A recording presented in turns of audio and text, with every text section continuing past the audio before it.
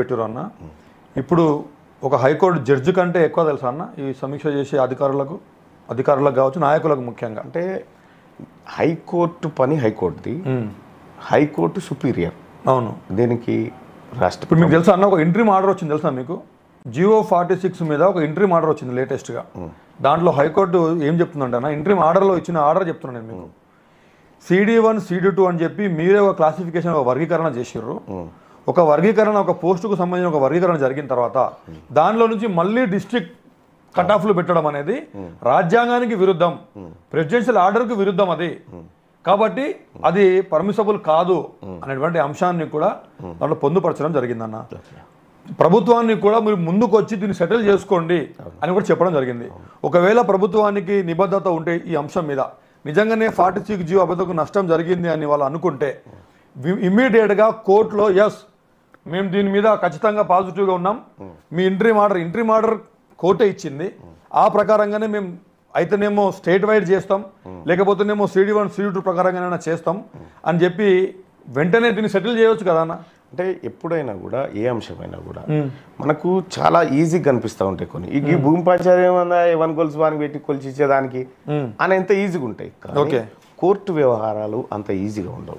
మనం అనుకున్నంత ఈజీగా కోర్టు వ్యవహారాలు ఉండవు. మీరు ఇప్పుడు మనం చెప్తున్నట్టు ఇంట్రీమ్ ఆర్డర్ మధ్యాంతరమే, శాశ్వతం కాదు, మధ్యాంతరమే. అవును, మధ్యాంతర మీరు తలుచుకుంటే శాశ్వతం అయిపోతుంది, అది కావచ్చు, గవర్నమెంట్ కావచ్చు, శాశ్వతం అయిపోతుంది, అది కావచ్చు. ఎందుకు శాసనసభ కూర్చొని చట్టం చేస్తే అయిపోతుంది కదా, శాసనసభ కూర్చొని చట్టం చేస్తే అయిపోతుంది కదా, చట్టాన్ని ఏ కోర్టు ఏం వ్యతిరేకించడానికి లేదు కదా. అవును. అంటే నేను ఒకటి ఏమంటున్నానంటే రాష్ట్ర ప్రభుత్వం కూడా దీనిపైన ఖచ్చితమైనటువంటి నిర్ణయం తీసుకునే దశలోనే ఉంది. అందుకోసం వేచి చూస్తుంది తప్ప ఏదో ఎవరికో అన్యాయం చేయాలని, దాని నుంచి ఏదో తప్పించుకోవాలనేటువంటి ఉద్దేశం ఎవరు. అప్పటి వరకు ఇప్పటికే 8-10 మంది చచ్చిపోయారు అన్న జియో 46 గురించి, ఆత్మహత్య చేసుకుని చచ్చిపోయిన పిల్లలు చచ్చిపోయారు. ఎందుకంటే వానికి రిజర్వేషన్లు ఉన్నాయి, ఎస్టీలు ఉండి కూడా మీకు ఉద్యోగాలు రాలేదారా? 1-2 సంవత్సరాలు ఇంతకుముందు చెప్పినట్టుగా వాడు ఇంట్లో ఉన్న డబ్బులు మొత్తం తీసుకొని పోయి అప్పు చేసి ఆ టైం పెట్టి వాళ్ళకు ఇక మాకు ఇప్పుడు ఆల్రెడీ మెయిన్స్ అయిపోయింది, ఇప్పుడు మాకు మెయిన్స్ అయిపోగానే మాకు జాబ్ వస్తుంది, నాకు ఇన్ని మార్కులు వస్తున్నాయి, కట్ ఆఫ్లు చూసుకుని నాకు జాబ్ వస్తుందని చెప్పి వాడు అప్పులు చేసిన వాళ్ళకి చెప్పుకొని పెట్టిండు. ఇప్పుడు అటేమో వాడు అప్పు కట్టలేకపోతుండు, ఇటేమో డ్యూటీ ఎక్కలే, వాడు ఎవరికి జవాబు చెప్పుకోవాలని తెలియదు. అంటే ఒకటి బయట ఉద్యోగం రాలేదని చెప్పి వాడిని తెప్పి పొడుస్తూ ఉంటారు పూర్తిగా. ఇప్పుడు ఒక్కొక్క నిమిషం అన్న ఈ జియో 46 వల్ల జరిగే ఒక్కొక్క నిమిషంలో ఒక్కొక్క జీవితం అంతం అయ్యే అవకాశాలు ఉన్నాయి. దీన్ని ఇమ్మీడియట్ గా ఎందుకు సాల్వ్ చేయలేకపోతున్నారు అన్న? ఇప్పుడున్నటువంటి పరిస్థితిలో ఇప్పుడు మనం ఏ చిన్న పని చేయాలన్నా ఎలక్షన్ కమిషన్ ఆఫ్ ఇండియా అనుమతి తప్పనిసరి ఇప్పుడున్న పరిస్థితిలో. ఎందుకంటే మనకు కోడ్ వచ్చి కూడా దాదాపు 2 నెలలుగా వస్తుంది ఈ ఎలక్షన్ కోడ్ వచ్చి. ఈ పరిస్థితుల్లో నిర్ణయం తీసుకునే పరిస్థితి ఉండదు. మీరు అధికారంలో ఉన్నా నిర్ణయం తీసుకోమని అనట్లే, ఒక స్టేట్మెంట్. అయితే ఇప్పుడు మీరు ఎట్లయితే నిన్న ఆస్తులు మొత్తం అప్పగిస్తున్నాను స్టేట్మెంట్ ఇచ్చారు కదా, కేసీఆర్ లాగా ఉంటే నోటి మాటలు 20 చెప్పు ఈ పాటికి, కానీ బాధ్యతతో ఉన్నటువంటి వాళ్ళం, బాధ్యత గల ప్రభుత్వం. ఇప్పుడు కేసీఆర్ ఏం చేసిండు, ఓసారి పండిట్లు తర్వాత పీఈటీలు అప్గ్రేడైజేషన్ అని పెట్టిండు, జీవోనే రిలీజ్ చేసిండు, జీవో నెంబర్ 15 అనుకుంటుంది. వాళ్ళని తోటలో ఎంగానే జీవో లేదు కాదని చెప్పేసిండు. ఆ కార్యక్రమాలు చేసే ప్రభుత్వం ఇప్పుడు లేదు. ఇప్పుడు చేసేటువంటి ప్రభుత్వం బాధ్యతతో ఉన్నటువంటి ప్రభుత్వం. మేము చేస్తే పక్కడబందీగా పక్కాగా ఎవరికే ఇబ్బంది కలగకుండా చేయడానికి కోసం మాత్రమే అక్కడ క్యాబినెట్ సబ్ కమిటీ కానీ లేకపోతే ముఖ్యమంత్రి గారు ఆలోచన కానీ ఉంది. ఇప్పుడు కేసీఆర్ ఇప్పుడు ఎంతసేపు ఒక్క నిమిషం అన్వర్ గారు మేమేదో గట్టెక్కాలనుకుంటే ఒక ప్రకటన చేస్తే చాలా సింపుల్ అది, కానీ తప్పు.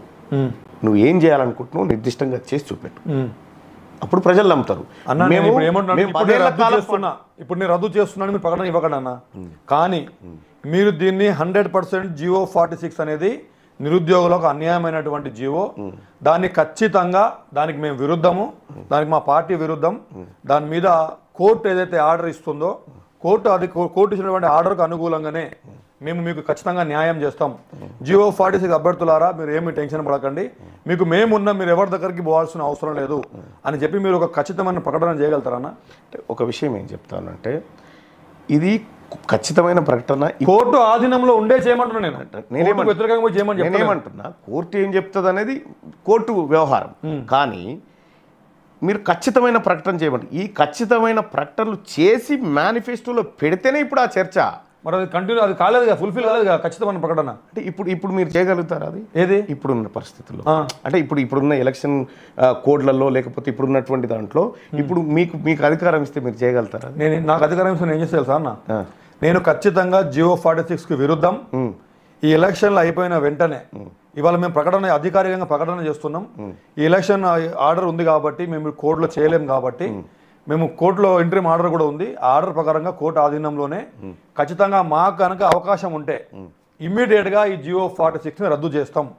అవకాశాలు ఉన్నాయా లేదా అనేది మేము ఉన్నామన్నా, మీకు అడ్వకేట్లు కూడా ఉన్నారు, కోర్టు కూడా ఉంది. ఖచ్చితంగా మీకు ఎలాంటి ఇబ్బందులు లేకుండా, మీకు ఒక్క పర్సెంట్ కూడా ఇబ్బంది లేదన్నా. చేయాల్సింది ఏంటంటే నిజంగానే నిరుద్యోగం నష్టపోయారు నేనేమంటున్నా అని చెప్పి మీరు నమ్మిరు కాబట్టి దాన్ని ఇంప్లిమెంట్ చేయమని చెప్తున్నాం అంతే. ఇప్పుడు మీరు చెప్తారు కానీ మేము ఎలక్షన్ కంటే బిఫోరే చెప్పినాం ఈ మాట. ఎలక్షన్ కంటే బిఫోరే కాంగ్రెస్ పార్టీ తన స్టాండ్ చెప్పింది జియో 46 పైన. ఇప్పుడున్నటువంటి ముఖ్యమంత్రి గారే చెప్పిండు మా స్టాండ్ అప్పుడు ప్రజల ముందు ఉంది, అదే స్టాండ్ కట్టుబడి ఉంది. ఇప్పుడు మీరు అవకాశం ఉంటే రద్దు చేస్తారా? ఎందుకు రద్దు చేయం? ఖచ్చితంగా జియో 46 అవకాశం ఉంటే మాత్రం 1% అవకాశం ఉన్నా హైకోర్టు ఇది రద్దు చేయాల్సిందంటే ఇమ్మీడియట్ గా రద్దు చేసి పారేస్తారు గవర్నమెంట్. హైకోర్టు రద్దు చేయాల్సిందే అని కాదన్నా. ఇప్పుడు ఒక కేసు అవుతుందన్నా, నేనేమన్నా చిన్న మాట చెప్తాను, ఒక కేసు అయిందన్న, ఏదో ఒక కేసు, అది భూమి పంచాయతీ కావచ్చు, క్రిమినల్ కేసు కావచ్చు అన్న, కోర్టు నడుస్తుందన్న. ఇప్పుడు ఇద్దరు మ్యూచువల్ గా మేము కాంప్రమైజ్ అయినాం అనుకుంటే అన్న, రేపటికి రేపు ఎలక్షన్ అయిపోయిన వెంటనే, కోడ్ అయిపోయిన వెంటనే ఇమీడియట్ గా 1 డేలో అయిపోతుంది అన్న. నేనేమంటున్నా, నేను ముఖ్యమంత్రి గారితో మాట్లాడిపించేటోని. అవును, కానీ కోడులో ప్లస్ పూర్తి స్థాయిలో హైకోర్టు ఏం చెప్తుందో తెలుసుకోకుండా సరే వ్యక్తిగతంగా అభిప్రాయం ఉండొచ్చు. ముఖ్యమంత్రి ఆర్డర్ ఉందన్న, నేను ఇస్తాను మీకు. ముఖ్యమంత్రి గారికి వ్యక్తిగతమైన అభిప్రాయం ఉండొచ్చు, కానీ రేవంత్ రెడ్డి గారికి ఉండొచ్చు, కానీ ముఖ్యమంత్రి గారికి వ్యక్తిగత అభిప్రాయాలు ఉన్నాయి. ముఖ్యమంత్రి గారి చుట్టూ ఒక వ్యవస్థ ఉంటది, ఆ వ్యవస్థ పరిధిలో ఆయన వ్యవహరించాల్సి ఉంటది. నేనేమంటున్నా, కాంగ్రెస్ పార్టీ క్లియర్గా జియో 46 కు విరుద్ధం అని ప్రకటించింది, గతంలో కూడా చెప్పింది, ఆ మాట కట్టుబడి ఉంది. ఇప్పుడు జియో 46 రద్దు అయితే ఇప్పటికే ట్రైనింగ్ స్టార్ట్ అయిపోయింది. మరి జియో 46 రద్దు అయిన తర్వాత ఎవరైతే కొంతమంది పిల్లలు అవుతున్నారో మరి వాళ్లకు ఖచ్చితంగా అపాయింట్మెంట్ ఆర్డర్లు ఇచ్చి వాళ్ళను మళ్ళీ ఇదే బ్యాచ్లో సీనియారిటీ కూడా మిస్ కావద్దు. నువ్వు ప్రభుత్వాలు చేసిన తప్పుకు పిల్లలను నష్టపోవాలి కాబట్టి వాళ్ళ సీనియారిటీ కూడా కలిపి ఇదే బ్యాచ్లో కంటిన్యూ అయ్యేలాగా చేయగలుగుతారన్నా? ఖచ్చితంగా అవకాశం వస్తే ఈ పని చేయగలుగుతాం. మేము అవకాశం వస్తే ఈ పని చేయగలుగుతాం. ప్రజలకు ఒకసారి చెప్పండి, అదే పెట్టుకుంటారు చూస్తూరు అందరూ. ఖచ్చితంగా ప్రభుత్వానికి అవకాశం వస్తే ఈ పని చేయగలుగుతాం. చేయకపోతే రీకాల్. మీకు ఇంకో విషయం చెప్తా ఉన్నా చూడు. ఇప్పుడు మీరు అన్నారు మధ్యాంతరంగా వీళ్ళ బతుకులు ఎట్లా అన్నారు. పల్లా రాజేశ్వర రెడ్డి రాజీనామా చేసి వెళ్ళిపోతే మధ్యాంతరంగా వచ్చిన ఎన్నిక కాదా ఇది? అవును, మధ్యాంతరంగా వచ్చిన ఎన్నిక కాదా? రాజీనామా చేసి వెళ్ళిపోతే ప్రతిదానికి ఒక మార్గం ఉంటుంది, ప్రతిదానికి ఒక ఆన్సర్ ఉంటుంది. ఓకే, ఆ విధంగా చేసుకుంటూ ముందుకు పోతారు. 98 డిఎస్సి బాధితులు, 2008 డిఎస్సి బాధితులు ఇప్పటి వాళ్ళకి పోస్టింగ్ లేవు, కానీ వాళ్ళు అర్హులు. అవును, కానీ ఇప్పుడున్నటువంటి పరిస్థితుల్లో వాళ్ళు ఏం కోరుతా ఉన్నారు, మాకు పూరా సర్వీస్ కాదు, ఒక సర్టన్ సర్వీస్ డిసైడ్ చేయని చెప్తా ఉన్నారు. చాలా గ్యాప్ వచ్చింది, చాలా టైం అయింది కాబట్టి మధ్యాంతరంగా ప్రభుత్వము నెగోషియేట్కి వెళ్ళిపోతుంది. అప్పుడు అంటే వాళ్ళని కన్విన్స్ చేస్తూ అనేక కార్యక్రమాలు చేసింది ఇది వరకు కూడా. కాబట్టి ఇట్లాంటివి చేస్తూ ఉంటుంది. ఇక్కడ ఇప్పుడు మీరు చెప్పినంత ఈజీగా మేము చెప్పే పరిస్థితి నేను అనేది యూ మీన్స్ మీరు కాదు, కొంతమంది చెప్పేటువంటి విషయాలు చేయాలిగానే కాగితం చింతలేరు ఇంకా అని అంటారు. దానికి ఉండే ప్రాసెస్, దానికి ఉండేటువంటి వ్యవహారం ప్రభుత్వానికి తెలుసు, ఆ భారం మోస్టోనికి తెలుసు కదన్న. రెండో విషయం మీరు ఇంకా 1,00,000 మాట్లాడినా తీన్మార్ మల్లన్న 046 కు వ్యతిరేకం రాసి పెట్టుకో. ఓకే, మీరు రేపొద్దున జియో 46 పైన మండలిలోకి బిల్లు వస్తే ఆ బిల్లును వ్యతిరేకించబోతుండు తీన్మార్ మల్లన్న. అంటే రద్దు చేయాలని సపోర్ట్ చేయబోతున్నారు, అంతే. రద్దు చేయాలని సపోర్ట్ చేయబోతున్నారు. చేస్తాం 100%. ఒకవేళ మీరు రేపొద్దున గెలిచిన, ఎలక్షన్స్ అయిపోయిన తర్వాత గెలిచినా గెలవకపోయినా ఈ మాట మీద కట్టుబడి ఉంటారా? ఉండకపోతే రైట్ టు రీకాల్ అని దానికి ఒకటి అన్వర్ గారు, నేను కట్టుబడి ఉంటానా లేదా అనేది నా అంతరాత్మ, నా శరీరానికి సంబంధించిన అంశం.